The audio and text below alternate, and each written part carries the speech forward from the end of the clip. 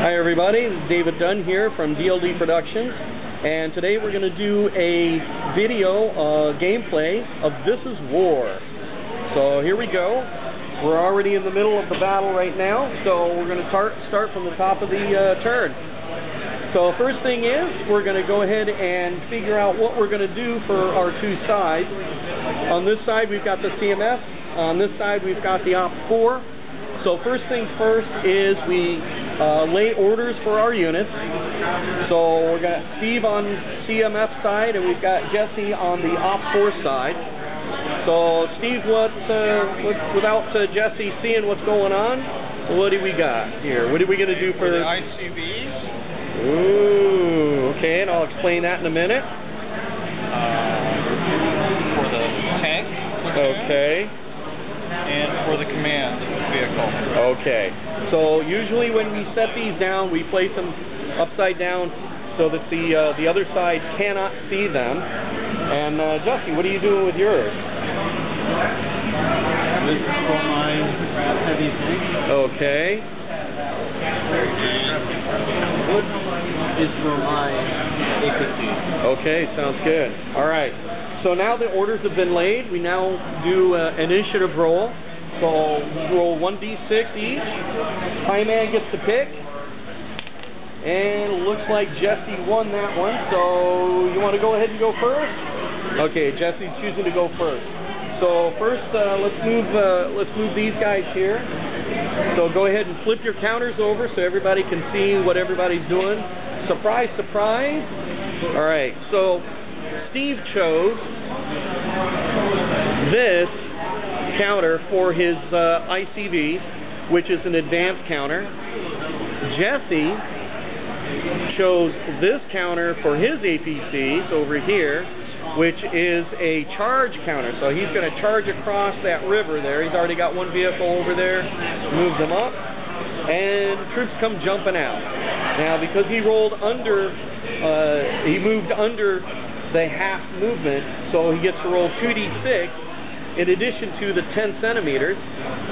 So he got an additional 6 centimeters of movement. So go ahead and move 16 centimeters up, and he can easily get in range of all those CMF guys in that little pile of rubble. There you go. And the cool thing is that you can actually double up teams. Look at that. 2 guys on one, 2 guys on one. Nice. All right, go ahead and move the rest of your unit there.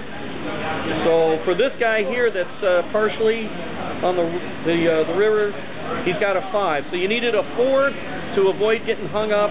He got a 5, so he's good to go. He's going to move across and to there. Hold on one second. Oh, because Steve took stationary fire, he can actually do what's called opportunity fire. So as soon as this vehicle started to move, his tanks over here can fire on him. So let's put him here. The second he saw that movement, he's going to pop him off. So go ahead and it's 1 dice, and you need a 2+, Mr. Steve. A 2 does it. So he hits with a 2. Now, this is the flank of the vehicle, so he's definitely got him dead to right. Jesse needs a 6 to save. And what did he roll? He rolled a 3 to save, and he failed. So what happens now is the vehicle cannot save, so he gets blown up. And now all the troops that were in the vehicle, they have to jump out and see if they survive. So they survive on a 4 or better for each troop. So there's 1 guy alive, 1 dead, 1 alive, another alive, uh-oh, another deader, and another one. Oh no! And the leader survives. So what he does is he puts these guys out here on the sides of the vehicle. So now we need to roll to see if the vehicle goes catastrophic. What that means is, like the ammunition cooked off, or maybe the reactor breached or something. So it looks like he rolled a 4, which failed. So he's got a reactor breach or ammunition or fuel. So roll again. And it's the medium-sized template. So you just lay the medium-sized template over the vehicle, and he's got everybody underneath. So each one gets another die roll of 4 better. He's dead. He's alive. He's alive. And this one is dead. So now because they died, they all get a pinned down marker because they've been pinned down. Now, that was his opportunity fire. Did you want to try and fire a second one? Yes. Okay, he's got one more tank that he can fire. This one is going to be at a -1 because of the wreckage right here. So he's going to need a 3 or better. 3 or better to hit. No, he failed. Okay, so he didn't get to shoot this guy. Go ahead and pull your counter. They're done for the turn. And then go ahead and move this guy, the fire support across. We're going to roll to make sure that he doesn't get hung up. He's good to go. Pull him across at 20 centimeters. Bam. There he is. All right. Now, Steve's going to move his troops. So he's got this group here, over here, the APCs. So he's going to move them. He's going to check this one up here to go across the rock field. So he's going to stop on the rock field. He'll go 10 in and stop. And then roll a D6. He needs a 4 or better to prevent getting hung up. He failed, so he got hung up. Go ahead and put that counter on top of that. And he stays there. He doesn't get to fire, he just stays there. And the other one, where are you going to put him? Right behind the other one? Yeah. Okay. There we go. All right. And then just go ahead and take the counter and flip it upside down in front. There we go. And that tells everybody you're done. And yes, he's got still one more in the back. Back there is the Tactical Operations Center, and he's going to move up. Right about there. Okay, go ahead and flip your counter upside down.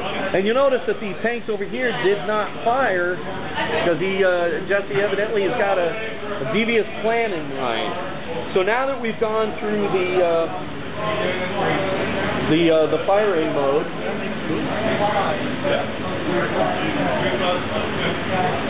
so now Jesse's tanks have stationary fire. It's the only stationary fire on the table. So he's going to go ahead and take his shot. So which one do you want to fire at? A couple of targets. You've got this guy here. You got that guy there. You got tanks down there. You're going to do one here and one there. Okay. So this one, I guess, is going over this way. And then that guy, you can barely see him in the woods there. There he is. He's going to pop one of those tanks down there. So go ahead and roll on this guy. And what did you need? A 3 or better. And he got a 1 and a 3. So he had 2 shots. He failed with one. He made it with the other one. Steve, your front armor on this guy here is a 4. So you need a 6 to save. And Steve rolled a 2, does not save him. So his hung up guy is now dead. And he gets to roll for all of his troops. Go ahead and roll for them. So they're going to jump out of the vehicle screaming, yelling, "Ah!" But he's going to roll to see which one's made it out. So it's a D6 for each one. So starting with the first guy, he's good. So set him anywhere. He's good. You got 2 good. 3. Looking good. He's dead. Jim, he's dead. And your leader guy is good. And the last guy is not good. So he lost 2 guys. And then because they got bailed out of their vehicle involuntarily, they get this counter here, which is a pinned down counter. So go ahead and put them on there. And then we're going to roll for catastrophic and see what happens. So you need a 4 better for it to go catastrophic, so you probably want to roll 1. No, a 4 will do it. Nice. and then go ahead and roll for the size of the template. Okay. It could be a big boom, it could be a little boom. It's a medium-sized boom, so it's that guy. So he takes the template, lays it over top, and it looks like you've got maybe 3 guys? 3 guys underneath the template. Roll for each of those 3 guys. Those 3 there, yep. So that guy, he's dead. He's alive. And the last one. Yep. And he's alive. So they can only be pinned down once. They can't be multiple pins. All right. Woo, that hurt. All right. So now, he's got one more tank to fire over here in the woods. Where's that one going? The lead tank or that one? Okay. 2 dice. These are better. He's got a 3 and a 5, so that's 2 hits. So you need to roll, Mr. Steve. You need to roll 5s or better. 4s or better. 4s are better, sir. And one saved with a 4, and the other one failed with a 1. So Mr. Tank is bye-bye. Go ahead and smoke him if you got him, gentlemen. Since he's got no troops inside, we don't have to worry about that. Whew, that was pretty brutal, folks.